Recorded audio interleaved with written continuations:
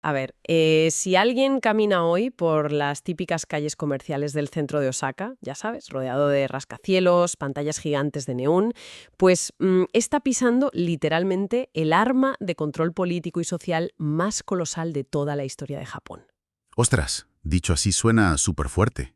Es que lo es, lo es. O sea, durante siglos como que ha dominado esta idea tan reconfortante de que las ciudades antiguas pues crecen como bosques orgánicos, ¿verdad? Claro, la típica visión romántica. Exacto. Una pequeña aldeíta junto a un río que, bueno, década tras década va sumando callejuelas, plazas, mercados, expandiéndose de forma natural y un poco caótica. Sí, sí, es una imagen muy bucólica, desde luego. Y de hecho es la narrativa clásica que solemos aceptar sin más, ¿no? Ya, totalmente. Una evolución histórica donde la geografía y las necesidades de la gente van moldeando la urbe. Pero claro, la historia rara vez es tan inocente. Ya te digo, porque cuando te pones a analizar a fondo ciertas metrópolis, esa imagen del bosque orgánico, a ver, se desmorona por completo. De repente, lo que aparece ante tus ojos, bueno, ante los ojos de cualquiera, no es un crecimiento natural, Para nada. es el plano milimétrico de una gigantesca máquina. Una máquina diseñada, engranaje por engranaje, calle por calle, por una sola mente y con un propósito muy específico. Y esa es, precisamente, la misión de nuestro análisis a fondo de hoy. Eso es. Vamos a ir mucho más allá de las típicas guías de turismo para desentrañar el verdadero ADN de Osaka. Tenemos hoy sobre la mesa un dossier académico que es una pasada. El informe de investigación histórica sobre Toyotomi Hideyoshi y el espacio urbano de Osaka. Un documento interesantísimo, la verdad. Sí, sí. Y lo que revela este informe es que la metrópolis moderna que conocemos no creció a su aire. O sea, fue diseñada a finales del siglo XVI como un mecanismo sin precedentes de poder absoluto por parte del gobernante Toyotomi Hideyoshi. Claro, es que es un cambio de paradigma total. Vale, pues vamos a desgranar esto, porque resulta increíble que una de las urbes más vibrantes de Japón naciera de literalmente un proyecto de ingeniería social casi megalómano. Un proyecto pensado exclusivamente para aplastar a Kioto y Sakai como centros de poder. Ojo, y lo fascinante aquí es cómo estas fuentes académicas pues nos obligan a cambiar la mirada. O sea, nos proponen leer el paisaje urbano actual no solo como un conjunto de calles y edificios, sino como un texto histórico cifrado. Qué buena forma de verlo. Es que Osaka es en el fondo una tecnología de gobierno hecha de piedra, de barro y de agua. Y bueno, a través del análisis de este dossier, vamos a explorar 5 episodios históricos clave. 5 historias que son tela, ¿eh? Sí, sí. Y con cada uno vamos a ir descubriendo rincones ocultos, que cualquier persona apasionada por la historia o que planea un viaje por allí, pues debería explorar. Lugares que guardan los secretos del poder y que están muy lejos de las típicas fotos de postal frente al castillo. Ostras, a mí me atrae muchísimo esa definición tuya de tecnología de gobierno. Y, a ver, para entenderla, creo que lo mejor es empezar por la base más literal posible, ¿no? El subsuelo. Exacto. Hay que irse abajo del todo. Pues nos situamos. Corría el año 1583. Hideyoshi acaba de tomar el poder y, atención a esto, obliga a decenas de miles de samuráis, artesanos y comerciantes a trasladarse por la fuerza a su nueva capital, a Osaka. Una movilización brutal. Una barbaridad. Y claro, se produce una explosión demográfica sin precedentes en un área súper reducida. Y con toda esa concentración humana, la sanidad pasa a ser una bomba de relojería. Totalmente. A ver, hay que situarse en el contexto urbano del siglo XVI. O sea, concentrar a tanta población en un entorno cerrado era básicamente una invitación directa a las epidemias de disentería o de cólera. Ya, claro, la muerte acechando. Eso es. Y mientras que en las grandes capitales europeas de la época tipo París o Londres, las aguas residuales corrían a cielo abierto por el medio de las calles, Hideyoshi implementó una solución radical: el sistema Sewari Geswai. El conocido como Taiko Gesui, ¿no? Exactamente. Que era una red masiva de canalizaciones subterráneas de piedra, construidas estratégicamente en las traseras de las viviendas, creando así el concepto urbanístico de casas espalda con espalda. ¡Qué locura! Y el informe detalla que no utilizaron cualquier piedra, emplearon una técnica de mampostería muy específica llamada noduradumi. Pero, y aquí es donde me asalta la duda a mí al leerlo, ¿Se trataba de apilar piedras naturales sin tallar? Sí, tal cual. Piedras irregulares. Pero a ver, ¿por qué usar piedras irregulares para una alcantarilla en lugar de bloques perfectamente cortados que, o sea, en teoría sellarían mucho mejor el agua? An-Nuzur-Azumi venía directamente de la arquitectura militar, o sea, era ejecutada por unos gremios de canteros muy especializados, los Anoshu, que eran los que construían las bases de los castillos. Ah, vale. Al usar piedras naturales de distintos tamaños y, ojo, sin argamasa, las piezas se encajaban creando una estructura flexible. Si hay un terremoto, que ya sabemos que es algo constante en Japón, un muro rígido pues se agrieta y colapsa. Claro, se parte por la mitad. Exacto. Pero el muro de piedras irregulares absorbe el temblor mediante unos pequeños desplazamientos microscópicos. Y además, esos huecos entre las piedras permitían que el agua subterránea se filtrase hacia el canal. Aliviando la presión, ¿no? Eso es. Aliviaba la presión hidrostática y así evitaban inundaciones masivas durante la época de tifones. Ostras, es una maravilla de adaptación al entorno, la verdad. Pero hay otra cara de la moneda que a mí, personalmente, me inquieta bastante. A ver, cuéntame. Pues que el informe señala que, para implementar este sistema, Hideyoshi obligó a alinear todas las viviendas en una cuadrícula matemáticamente exacta. O sea, cada bloque medía 40 ken, que son unos 72 metros, con los desagües cruzando por el centro exacto. Un diseño cuadriculado al milímetro. Sí. Y sinceramente, esto a mí me suena a la típica pesadilla de una comunidad de vecinos donde el administrador tiene un poder absoluto sobre tu vida privada. Ya te entiendo por dónde vas. Entonces yo me pregunto, ¿hasta qué punto esta obsesión por la cuadrícula perfecta era una necesidad real de sanidad? ¿Y cuánto había de un deseo enfermizo por controlar la esfera privada de la gente? Pues mira, es que más que un simple deseo de vigilancia, era una necesidad de estandarización pura y dura. O sea, para consolidar su nuevo estado. Claro, hacer inventario de la gente. Efectivamente. En el periodo medieval anterior, la propiedad de la tierra en Japón era un caos absoluto. Las fronteras eran irregulares, se basaban en costumbres que nadie podía auditar. Un desastre para cobrar impuestos, vamos. Exacto. Al arrasar con esa irregularidad e imponer esta cuadrícula, Hideyoshi transforma un entorno social incontrolable en un activo financiero perfectamente medible. Si tú mides y unificas las parcelas, sabes cuántas familias viven ahí, qué oficios tienen y cuántos impuestos puedes sacarles. Qué fuerte, o sea que el alcantarillado fue la excusa higiénica para hacer el primer gran catastro fiscal urbano. Eso es, ni más ni menos. Un caballo de Troya de piedra bajo los pies de los ciudadanos. O sea, te doy higiene, pero te quito la privacidad y te convierto en un número en mi libro de impuestos. Un trato cuestionable, sí. Y lo más fascinante es que este sistema no es un simple dato en un libro antiguo, ¿eh? El informe revela un secreto increíble para quien visite la ciudad hoy en día. Cerca de 20 kilómetros de este alcantarillado del siglo XVI siguen funcionando. Es una barbaridad. 20 kilómetros. Siguen gestionando el agua bajo los rascacielos de la Osaka moderna. Sí, es una infraestructura que ha sobrevivido a guerras, a bombardeos, a incendios. Y fíjate, para quien busque una experiencia directa, el barrio de Chuoku guarda una auténtica joya. A ver, apunta. En la zona de Noninbashi, justo al oeste de una escuela primaria, la de Minamioe, pues las autoridades han puesto un ventanal de cristal grueso directamente en el suelo de la acera. ¡Qué pasada! O sea, tú vas caminando por la calle, te detienes, miras hacia abajo a través del cristal y puedes observar el agua fluyendo sobre las mismísimas piedras originales que colocaron los canteros de Hideyoshi hace 400 años. ¡Ostras! Asomarte a una ventana en la acera y ver el latido del siglo XVI en tiempo real.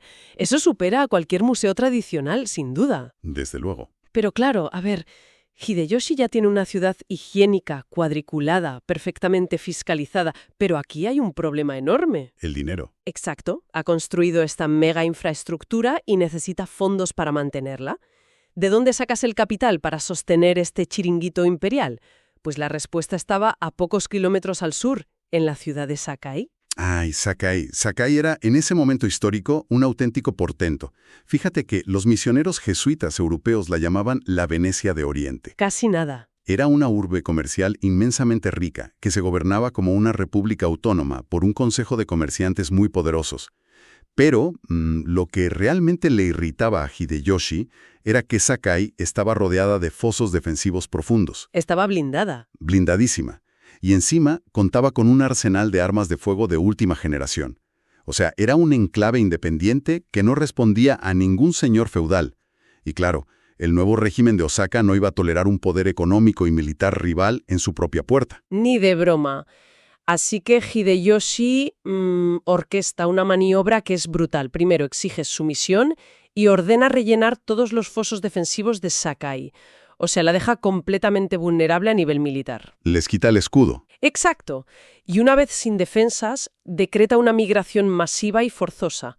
Coge a toda la élite mercantil, a los gremios más ricos y, atención, a los influyentes maestros de la ceremonia del té. Sí, incluyendo el famosísimo Sen no Rikyu. Eso es. Y les obliga a abandonar sus mansiones de toda la vida y a trasladarse a un nuevo distrito dentro de Osaka, llamado Senba. Es que el choque cultural debió ser devastador. O sea, estamos hablando de élites muy refinadas, acostumbradas a su independencia política, a la estética contemplativa de la ceremonia del té. Y de repente los metes en un cuartel. Claro, son arrancados de su hogar y arrojados a una metrópolis militarizada, súper ruidosa y rígidamente cuadriculada. Pero a ver, Hideyoshi era un estratega muy pragmático.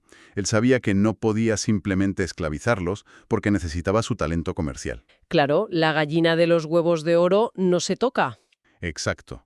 Por eso acompañó esta extorsión con un incentivo que era irresistible, la política de Rakuichi Rakusa. Que básicamente son exenciones fiscales masivas, ¿no?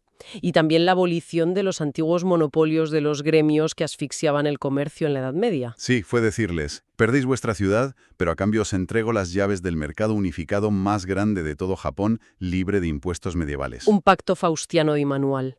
O sea, cambiaron su libertad política y su alma de república independiente pues por el monopolio económico bajo la protección del dictador. Totalmente. Y claro, todo ese ambiente pragmático, ese carácter tan inconfundible de ciudad orientada a los negocios que tiene Osaka hoy en día, pues nace exactamente en ese momento de trauma y adaptación forzosa.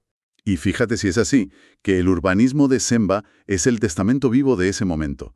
La retícula exacta que trazaron los ingenieros para acoger a esos comerciantes forzosos es la que sigue dictando el tráfico actual. ¡Qué fuerte! Sí, sí. Hoy en día las calles que corren de norte a sur se llaman Shuji y las que van de este a oeste Dori. Y el dossier recomienda muchísimo recorrer una calle en concreto, la calle Doshomachi. Ah, sí, el famoso barrio de los boticarios, ¿verdad? Efectivamente. Hideyoshi designó sectores muy específicos para cada industria, y Doshomachi fue para los farmacéuticos y comerciantes de medicinas.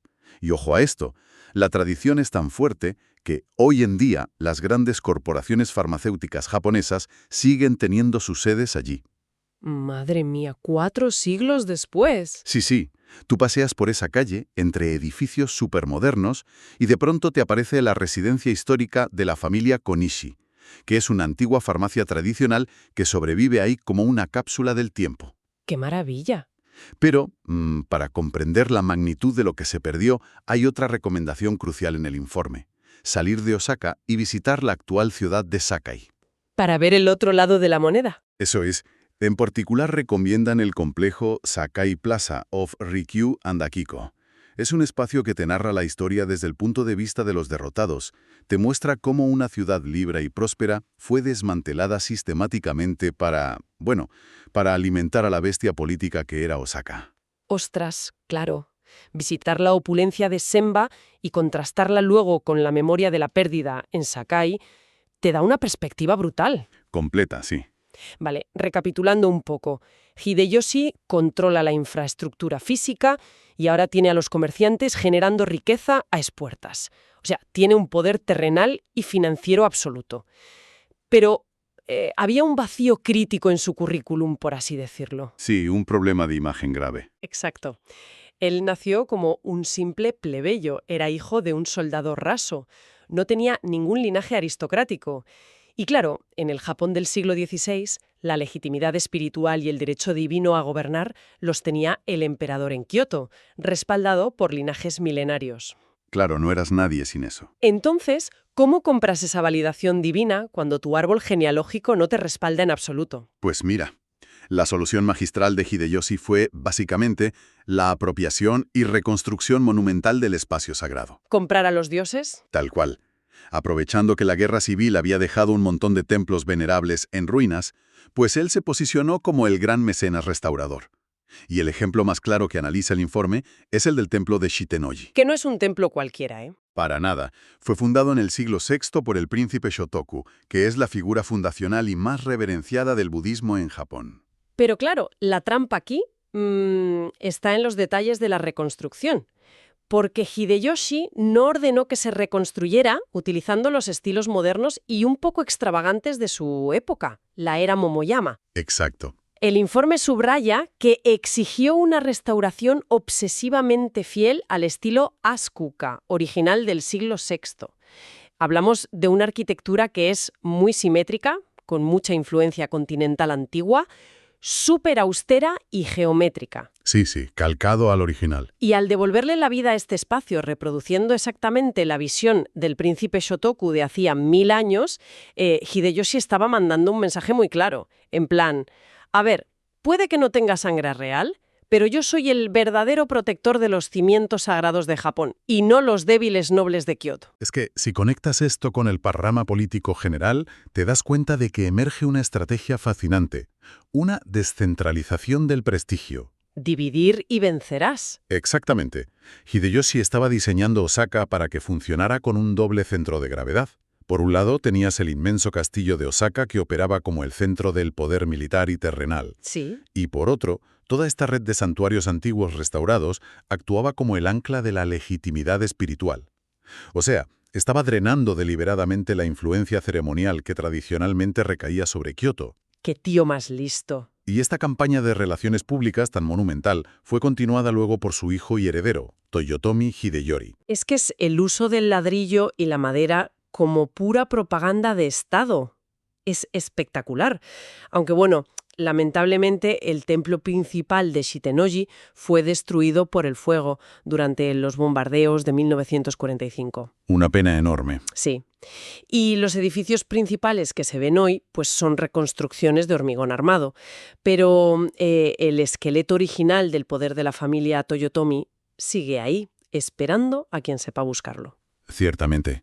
Hay elementos de piedra que el fuego no se pudo llevar.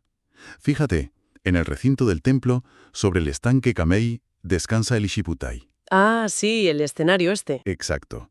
Es un escenario ceremonial de piedra de proporciones colosales, flanqueado por unos pilares macizos. Pues esta estructura, intacta, fue donada por el hijo de Hideyoshi, alrededor del año 1600. Su sobriedad y la precisión de la piedra te demuestran que ahí trabajaron los mejores canteros de la nación, al servicio de la propaganda de la dinastía. ¡Ostras!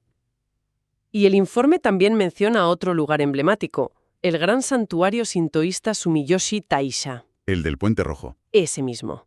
El famoso puente arqueado de madera roja, el Soribashi, que sale en todas las postales. Pues lo que casi nadie sabe al cruzarlo es que la colosal subestructura de pilares de piedra que sostiene ese arco fue una donación directa de Yododono, que era la concubina principal de Hideyoshi y la madre de su heredero. Madre mía. Así que quien busque una experiencia espiritual en estos sitios, sin saberlo, está caminando sobre los cimientos de la campaña de legitimación de un dictador. Es que es una herencia ineludible. Y ojo porque esto nos prepara para el siguiente nivel de ambición. Aún hay más. Claro, porque quien ha logrado someter a los comerciantes, cuadricular la vida de los ciudadanos y comprar el favor de los dioses, pues tarde o temprano se va a creer capaz de doblegar a la fuerza suprema, la propia naturaleza. Ostaz, la geografía física, claro. Hay que recordar que la zona donde se asienta Osaka, o sea, el delta del río Yodogawa, era originariamente un entorno hostil de narices. Un pantanal tremendo. Era un laberinto inmenso de marsmas pantanosas y ríos trenzados que tenía inundaciones catastróficas constantemente. Y en 1594, Hideyoshi decide que el mapa está equivocado y emprende el proyecto faraónico del Taikozutsumi. A nivel de ingeniería renacentista es que fue un esfuerzo titánico. El objetivo era alterar radicalmente el paisaje. Querían separar y canalizar los flujos de 3 ríos gigantescos, el Uji, el Kisu y el Katsura. Y sin excavadoras ni nada, claro. Imagínate. Para lograrlo sin maquinaria pesada, Hideyoshi movilizó a señores feudales de un montón de provincias, forzándolos a aportar miles y miles de trabajadores. Utilizaron tecnologías tradicionales llevadas al límite. ¿Cómo cuáles? Pues clavaban inmensos bosques de pilotes de madera súper profundo en el lodo del río y apilaban unas gigantescas cestas de bambú trenzado llenas de rocas que se llaman jacago. Con eso forzaban a las corrientes de agua a cambiar su curso y así construyeron diques de kilómetros de largo. ¡Ostras! Y mira, aquí es donde la cosa se pone realmente interesante. Porque, a ver, a primera vista parece un proyecto filantrópico, ¿no? En plan, control de inundaciones para proteger a la gente. Sí, la obra buena del gobernante. Pero el informe revela la intención oculta, que es tremenda. Al domar y estrechar estos ríos, Hideyoshi estaba construyendo una infraestructura logística ineludible. Yo lo visualizo como si hubiera inventado una inmensa autopista de peaje sobre el agua. Es una analogía perfecta. Claro, en esa época la riqueza del país se medía y se pagaba en arroz, y ese arroz tenía que viajar desde las provincias en barco. Al reconfigurar la red de los ríos, Hideyoshi obligaba a que prácticamente toda la riqueza nacional tuviera que navegar por esos canales artificiales. Pasando por caja, claro. Exacto, pasando por un embudo de puertos bajo su control absoluto antes de llegar a Osaka. Convirtió un pantano en una máquina implacable de recaudación de impuestos. Y fíjate que hay un matiz adicional ahí que es vital para entender su paranoia. O sea, no era solo control fiscal, era control de seguridad nacional. Claro, aduanas. Eso es. Al forzar a las embarcaciones de los distintos clanes a pasar por canales estrechos y vigilados, los inspectores de Hideyoshi podían revisar físicamente todos los cargamentos. No se les escapaba una. Era la forma perfecta de asegurarse de que ningún señor feudal rebelde estuviera contrabandeando armas o movilizando tropas en secreto hacia la capital. ¡Qué barbaridad! O sea, control fiscal, logístico y militar, todo disfrazado de obra pública para el pueblo. Una genialidad perversa. Y las cicatrices de esta alteración faraónica del paisaje todavía son visibles. El informe destaca que debajo del suelo fluvial hay unos hallazgos arqueológicos asombrosos. Se recomienda muchísimo la visita al Museo Chazuna, que está en la ciudad de Uji. Muy recomendable, sí. Allí los arqueólogos han extraído y exponen cortes estratigráficos reales de los diques originales, y puedes apreciar la magnitud de los pilotes de madera del siglo XVI ennegrecidos por los siglos, pero enteros, y las rocas macizas tal como las ensablaron a mano. Y existe una evidencia aún más cotidiana y sorprendente dentro de la propia Osaka. O sea, es un secreto a voces escondido bajo el asfalto. A ver, cuenta. Si paseas por ciertas calles antiguas que van paralelas al curso actual del río Yodogawa, cualquier persona observadora notará algo raro. Para acceder a estas vías, muchas veces hay que subir una pendiente bastante pronunciada, porque la calle está súper elevada respecto al nivel general de la ciudad. Sí, es verdad. Pues no se trata de colinas naturales, ¿eh? Son los restos físicos de los diques imperiales originales de Hideyoshi.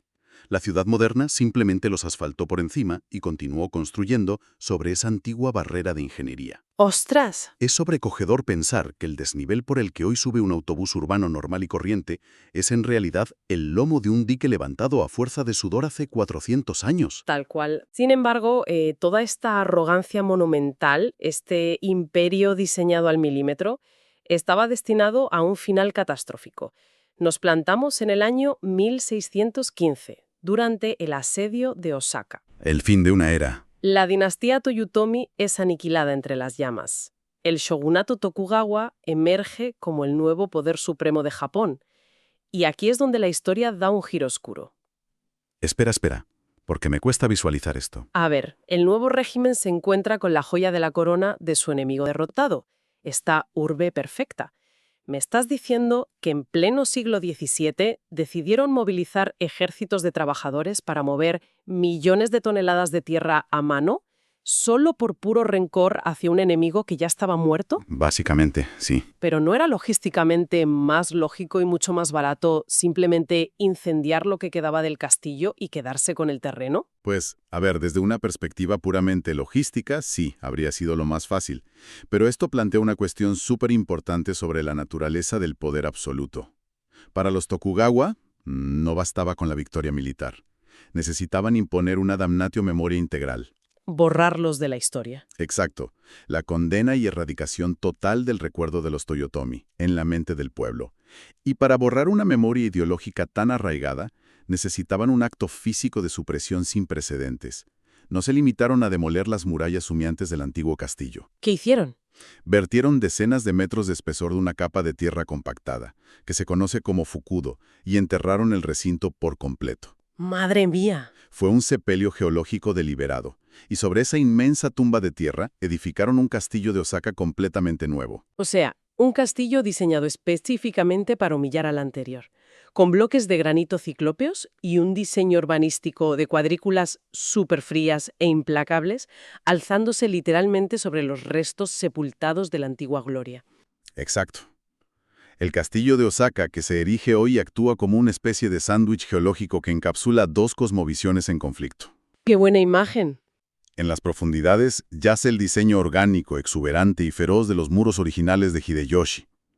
Y por encima, dominando el horizonte, se impone la autoridad gélida y la simetría de la nueva era Edo, bajo la bota de los Tokugawa. Querían asegurarse de que la nueva estructura aplastara literal y metafóricamente a sus rivales. Así es. Y la ironía suprema de este drama histórico es que ese esfuerzo titánico por destruir la memoria fue precisamente lo que la salvó de la aniquilación total. Es paradójico, ¿sí? Es que ese manto inmenso de tierra actuó como un sarcófago protector, como una cápsula del tiempo perfecta. Al quedar herméticamente sellado bajo el fukudo, el muro original de piedra sobrevivió a los elementos, a los rayos y, siglos después, a los bombardeos de la Segunda Guerra Mundial. Una locura de supervivencia. Lo cual nos lleva a la mayor revelación turística de nuestro análisis, yo creo. Hoy en día, millones de visitantes posan fascinados frente a los inmensos muros que rodean el castillo de Osaka, maravillados ante lo que creen que es el genio constructor de Hideyoshi, Y no lo es. ignorando por completo que están pisando la montaña de tierra que el enemigo vertió para ocultar la verdadera fortaleza. Es que esa disonancia es el clímax de esta historia. Sin embargo, ojo, que ese legado oculto está a punto de romper su silencio de siglos. El informe destaca que en el año 2025 se inaugurará el Toyotomi Ishigaki-kan. ¿Y eso qué es exactamente? Será una instalación de vanguardia construida directamente en el subsuelo del recinto del castillo. Y va a permitir al público descender a las entrañas de ese sándwich geológico que comentábamos. Ostras, bajar bajo tierra para enfrentarte cara a cara con el siglo XVI inalterado. Así es, por primera vez en 400 años se podrá caminar frente a los auténticos muros de mampostería irregulares que construyeron los clanes leales a Hideyoshi. ¡Qué pasada! Muros de piedra áspera que aún conservan en su superficie las cicatrices negras y el hollín del incendio apocalíptico del asedio de 1615. Es la memoria histórica pura desafiando la tumba que le impusieron. Ostras, pensar en la textura de esa piedra ennegrecida por el fuego asomando desde la tierra me pone los pelos de punta, la verdad. Me impresiona, desde luego. ¿Y si tomamos todo este recorrido en perspectiva? O sea, desde esas alcantarillas subterráneas que cuadricularon la privacidad, la extorsión comercial a los de Sakai, los templos reconstruidos como propaganda, los ríos encauzados para sacar dinero y la muralla enterrada por venganza, pues la conclusión es abrumadora. Es aplastante. Osaka no es solamente un destino famoso por su comida callejera o sus tiendas. Es el testamento físico de cómo el diseño del entorno urbano es, al final, el mecanismo más poderoso de ingeniería social. Documenta el instante preciso en el que un país desgarrado por el caos medieval, pues da un salto forzado hacia una modernidad hiperregulada. O sea, cada decisión espacial estaba cargada de una intención de dominio, el urbanismo utilizado para someter voluntades. Y lo que verdaderamente sobrecoge, yo creo, es comprender que esa infraestructura férrea moldeada a base de edictos dictatoriales hace 4 siglos sigue dirigiendo la vida contemporánea. Sigue ahí, marcando el paso. El trazado de las calles sigue dictando por dónde caminan los oficinistas cada mañana, dónde se ponen los negocios y cómo late el tráfico de una urbe de millones de personas. El arquitecto original desapareció hace mucho, pero su máquina de control sigue funcionando a pleno rendimiento. Es que el paisaje urbano nunca es un telón de fondo neutro de nuestras vidas. Es el guión invisible que dirige nuestros movimientos diarios. ¡Qué gran frase! Y esa reflexión nos deja con una última idea provocadora para quien nos escuche hoy. Al terminar esta charla, tras descubrir que la historia más apasionante rara vez aparece en los folletos de turismo, sino que se esconde bajo un cristal en la acera o bajo toneladas de tierra apisonada, resulta inevitable mirar con sospecha a tu propio entorno. Totalmente. Te hace plantearte muchas cosas. Cabe preguntarse, ¿qué infraestructuras invisibles, qué antiguos fosos rellenados están moldeando silenciosamente el trazado de la ciudad en la que cada uno de nosotros reside hoy? ¿Qué viejas narrativas de poder y control, hábilmente disfrazadas de inocentes obras públicas, están dirigiendo nuestros pasos sin que seamos conscientes de ello? Es una pregunta inquietante. Quizás, si prestamos a las calles que transitamos a diario la misma atención rigurosa que le hemos dedicado hoy a Osaka, descubramos que nuestra ciudad también esconde los ecos de intenciones olvidadas. Queda abierta la invitación para que cualquiera investigue los secretos sepultados bajo su propia acera.